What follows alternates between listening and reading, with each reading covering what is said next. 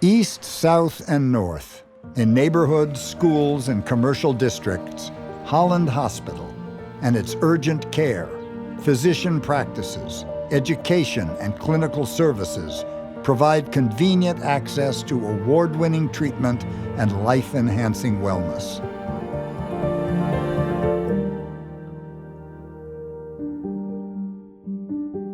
Our bricks and mortar story began at the corner of 12th and Central, when the son of prominent Holland physician and drugstore owner Albert Kramers approached the Holland Common Council and offered to sell his father's home for $15,000, $5,000 of which he would donate back to the city.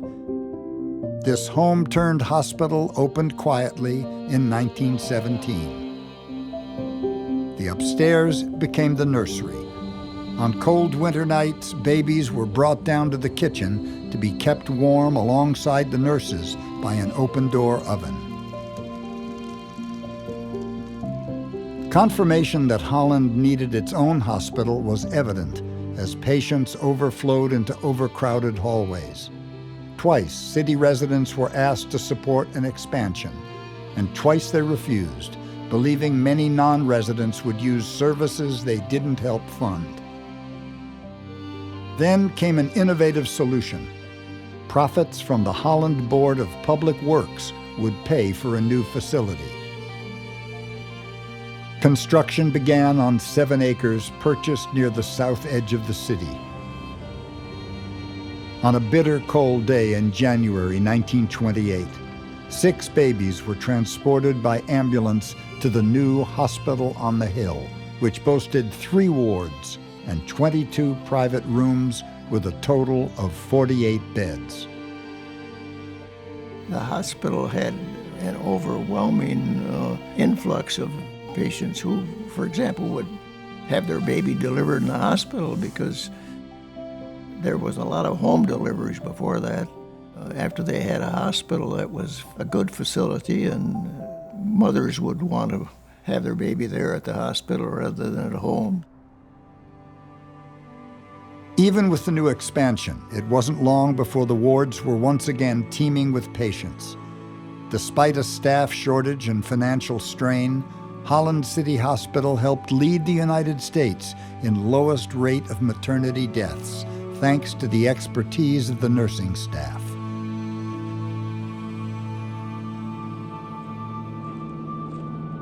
Still, as the Second World War labored on, the problem of staffing lingered. Many Holland doctors and nurses volunteered for service, leaving Superintendent Boven to manage with a skeletal crew, including Red Cross volunteers. Never afraid to roll up her sleeves, Nurse Boven often scrubbed the floors herself, earning the nickname the original Dutch cleanser.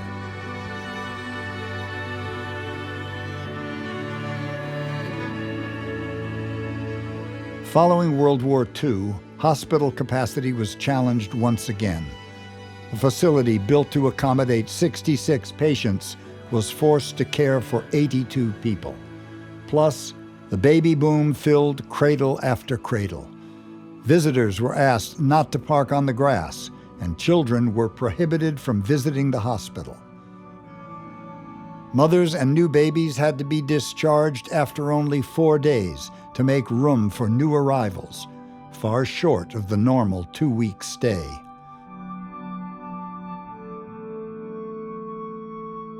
In a silver lining story of overcapacity, 84-year-old Margaret Decker was roomed in the nursery after her surgery, only to greet the arrival of Janice Hill, her 60th grandchild. The design of a large expansion did eventually happen, but a post-war government restricted the materials and labor needed to bring the project to life. In 1951, only a portion of the expansion had been completed. Steel girders stood uncovered for another 6 years, a sad reminder of ambitious dreams. Fortunately, all hope wasn't lost. The federal Hill-Burton program would grant half of the $1 million needed for the building project if the hospital could fund the remaining cost. Up against a deadline, charismatic hospital director Frederick S. Bird rallied support for a successful bond issue from voters in Holland, Fillmore, and Park townships, and the fourth-story addition was completed in 1957.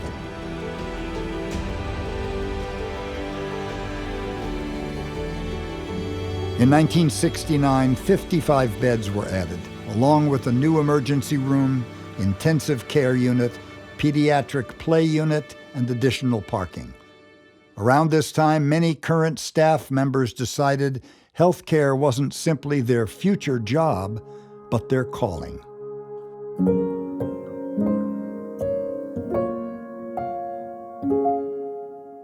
When I would go to visit, we would see the nurses, and they were so kind and caring, and they took care of my dad and got him through a really, really rough time, and that's why I decided I wanted to be a nurse. It's a good, caring profession with a lot of good, caring people. I think healthcare attracts that type of person, somebody that's got compassion, empathy for others. In the early days, nurses provided nearly all the daily care, resting only for a short time in a designated room.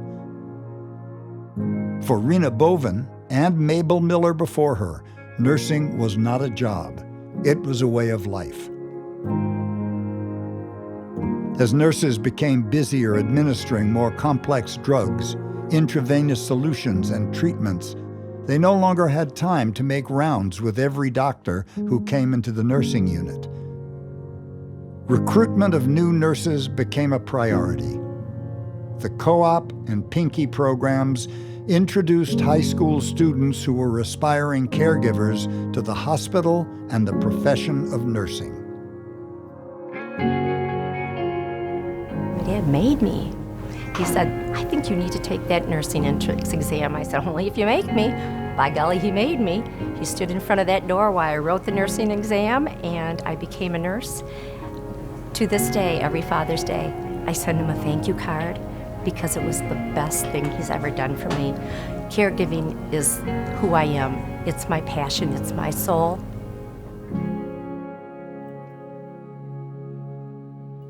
To one young man, the altruism of caring would permeate his life. Dale Cooper was 4 when his mother contracted polio. Polio was a highly contagious disease. My mom lived at Holland Hospital for the next 2 years, from 47 to 49.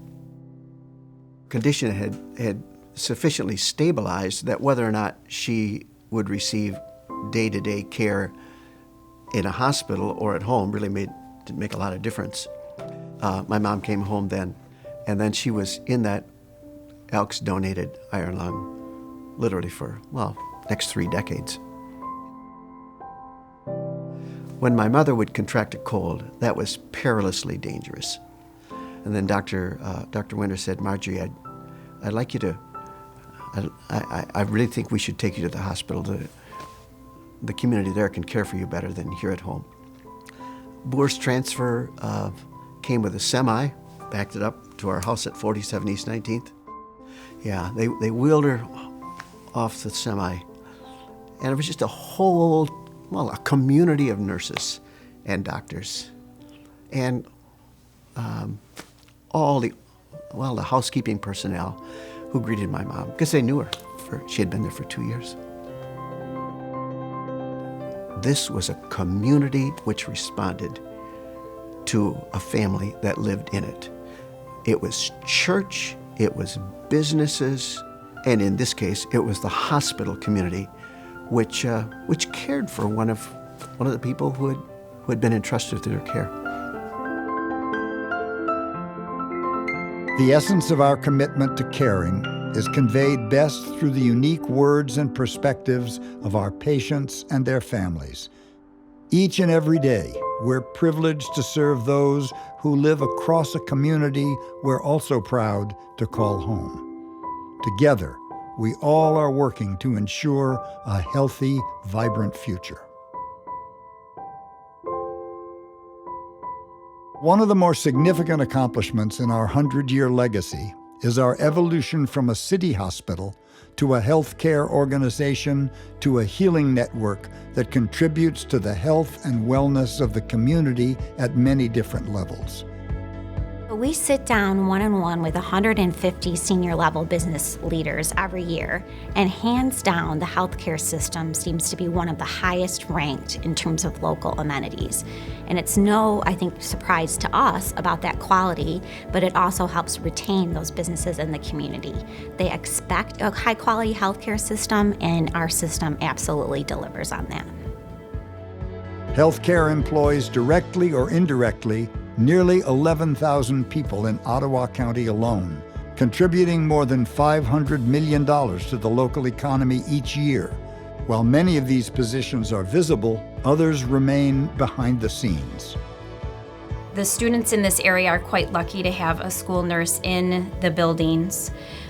Michigan is ranked very low in nurse to student ratio, and Holland Hospital has stepped up and thought that that was an important piece for the students in this community. To see happy, smiling, well faces, ready to learn, excited for school, and to be able to build relationships not only with the students but with their families and help them really jump some hurdles in accessing care is very important. Our school nurse program is just one community wellness initiative funded by the Hospital Fund Development Office. Established in the 1990s, this office also backs a number of other critical endeavors, including the Holland Community Health Center that provides treatment for individuals and families who are uninsured or underinsured, staffing a nurse at the Holland Rescue Mission's family facility, and Holland Hospital's Breast Care Fund, developed to cover breast health screening and diagnostic care for women in Ottawa County who cannot afford these services.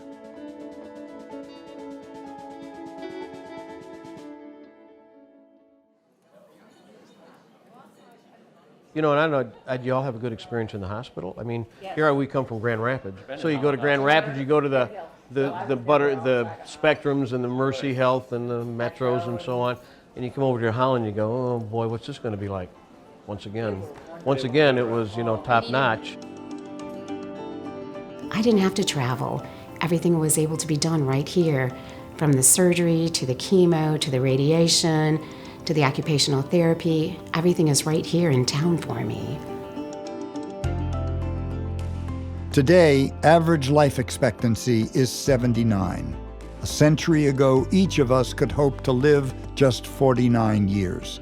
Contagious and infectious diseases were prevalent and often deadly. Community leaders fought hard for hospitals to care for the sick and the vulnerable. Yet many residents still took the train or interurban to larger hospitals in Grand Rapids, or even as far as Chicago for interventions like surgery. For many years, patients who needed specialized care simply had no choice but to travel to larger hospitals and cities outside of their community. Over the past 30 years, however, that mindset has changed. In fact, when it comes to medical care, we're now very much locally blessed. Holland Hospital has become a destination for specialized care.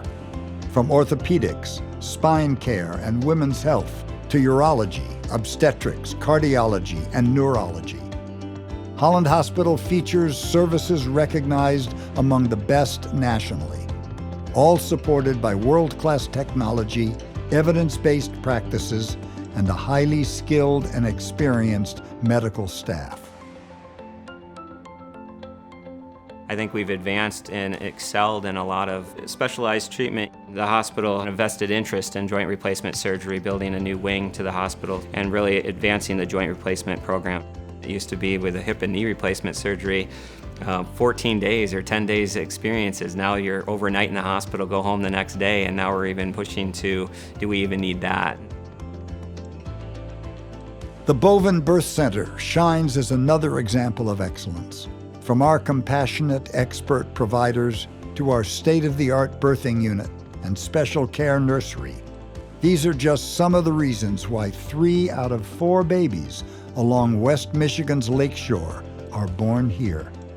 While Holland Hospital is no longer the hospital on the hill, one key part of our past endures: exceptional quality our patients, families, and neighbors can count on.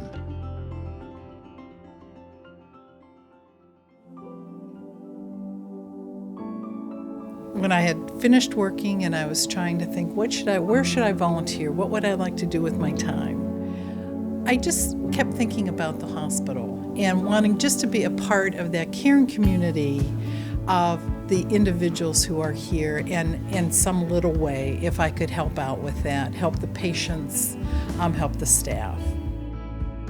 As a not-for-profit organization, Holland Hospital relies on volunteers to lend a hand in delivering an exceptional patient experience.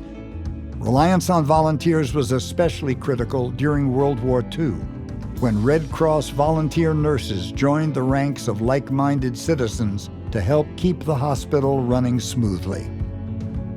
They didn't have enough doctors, and so they'd have to have people who were interested in the field who would push stretchers and to push wheelchairs and do the routine stuff. In the 1950s, volunteerism became more structured.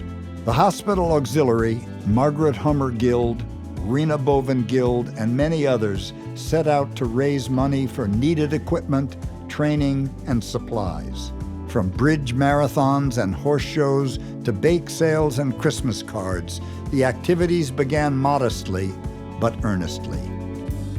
You would go to your friends and ask them if they were interested in some Christmas cards that you could sell them. And that's what our group did to raise money. It was just things that we did to raise money to buy things for the hospital. Volunteers even took on the life-affirming role of helping new moms learn to care for their little ones. Over the course of the last 60 years, volunteers have staffed and managed the gift shop and Coffee Cove. They've raised money for materials and training for the community health center.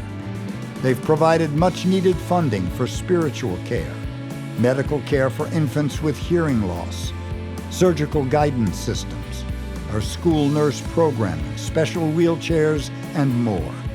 Their generosity, talents, and time have been nothing short of exhaustive, totaling more than $1.5 million and thousands upon thousands of hours. You know, I was just so happy to be there. You felt like you were really doing something for the hospital and for the community. We are the last people that they see at the hospital, and I am aware of that. And I try to make my time with them as pleasant as can be.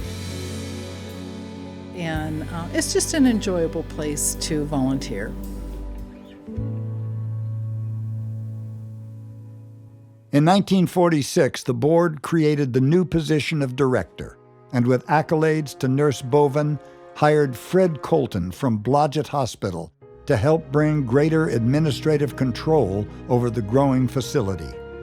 Under Colton, hospital expenditures more than doubled. Nursing staff grew from 8 to over 20, and staff hours were reduced from 13-hour days to a more manageable 40-hour week. Colton oversaw the completion of the 50-foot post-war expansion, as well as the hospital's accreditation from the American College of Surgeons, predecessor to today's national healthcare accrediting organizations.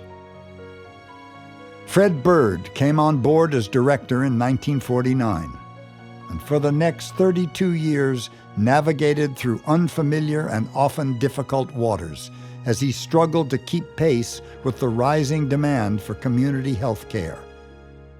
Bird presided over 3 expansions, including a successful bond issue that raised nearly $1 million in 1957. Chief among his hurdles, the economic impact created by Medicare-Medicaid passage in the mid-60s and medical liability insurance. The legacy of our next president, David Anderson, not only encompassed the development of pastoral care, but also the successful organizational change to private, not-for-profit status. His latter accomplishment was a forward-thinking but highly contested ballot item. Holland Hospital was an authority hospital. It was a governmental hospital.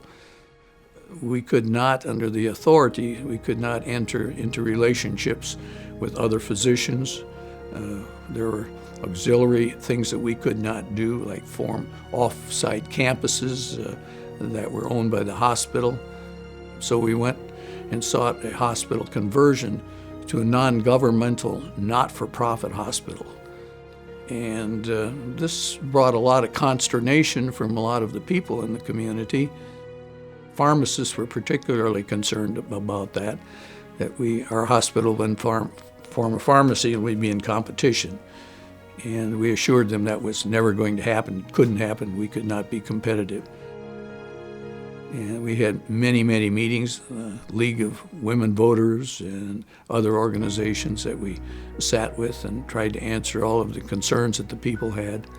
But those are the sorts of things that we could do to make medical care better.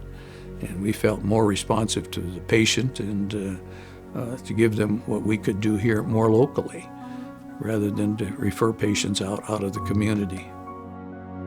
Judith Newham served as president and CEO from 1990 to 2002. A nurse by profession, she was promoted to the office from director of nursing.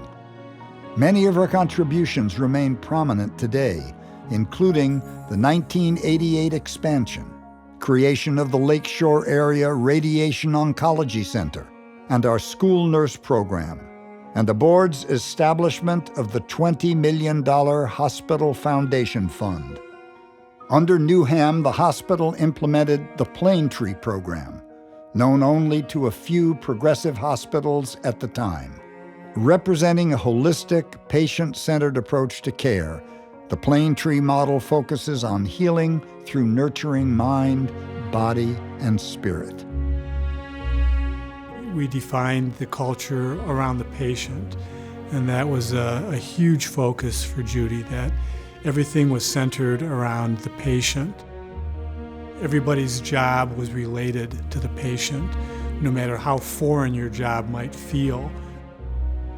For the guy in the boiler plant who's physically far removed from patient care, it's, you are creating again the climate for that patient to heal in, temperature-wise, comfort-wise. So everybody's job was somehow related to being centered around the patient.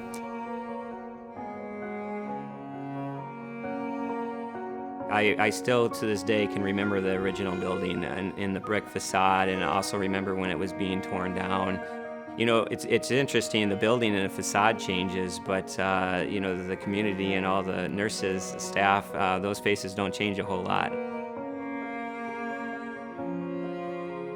Under the current leadership of President and CEO Dale Souders, Holland Hospital completed the largest expansion in its history, raising the bar on patient-centered care.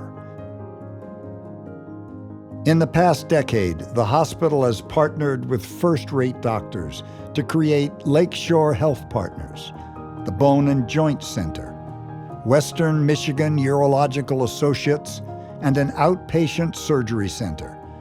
People across Ottawa and Allegan counties can now take full advantage of a broad range of medical specialties, including the exceptional Bovin Birth Center, nationally recognized orthopedic and cardiovascular medicine, responsive emergency and urgent care, expert surgical services, comprehensive breast care, and more. Healthcare today is in an era where quality and excellence has to be demonstrated and not just talked about.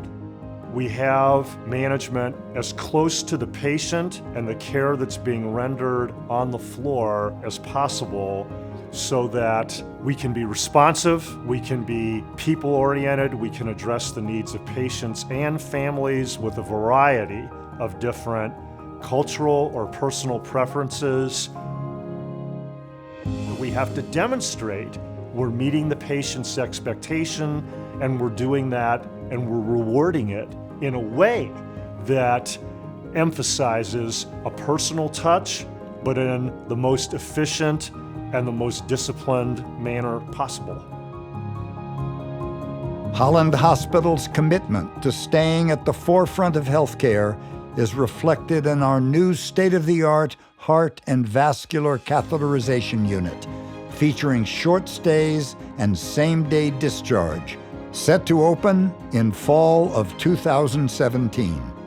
In the next 2 years, you'll also see a newly expanded and enhanced bovine birth center, designed to give moms-to-be and their babies the highest level of comfort, attention, and care.